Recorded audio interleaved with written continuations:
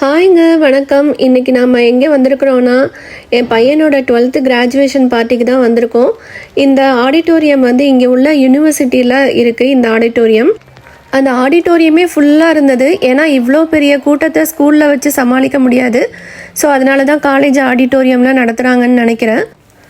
நான் இங்கே யூஎஸ் வந்தப்போ என்னடா இது 12th முடித்ததுக்கெலாம் இவ்வளோ பெரிய கிராண்டாக ஃபங்க்ஷன் வைக்கிறாங்க, தனியாக ஒவ்வொருத்தவங்களும் பார்ட்டிலாம் வைக்கிறாங்க அப்படின்னு நினச்சேன். பட் ஆனால் நம்ம அந்த சுச்சுவேஷனுக்கு வரும்போது தான் எவ்வளோ ஹாப்பியாக இருக்குது அப்படின்னு தெரிஞ்சது.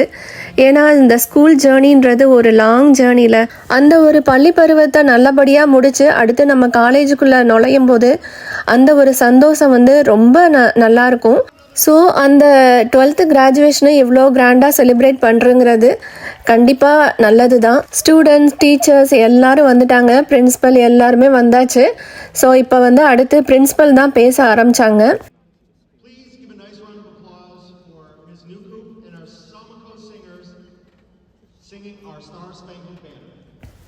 பிரின்ஸிபல் எல்லாரும் பேசி முடித்ததுக்கப்புறம் ஸ்டூடெண்ட்ஸுக்கு வந்து சர்டிஃபிகேட் கொடுக்க ஆரம்பிச்சிட்டாங்க.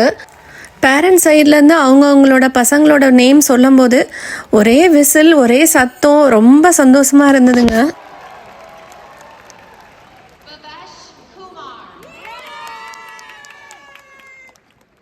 ஃபைனலாக கிராஜுவேட் ஆன பசங்க எல்லாரும் அவங்க போட்டிருந்த கேப்பை பறக்க விட்டாங்க பாருங்கள்.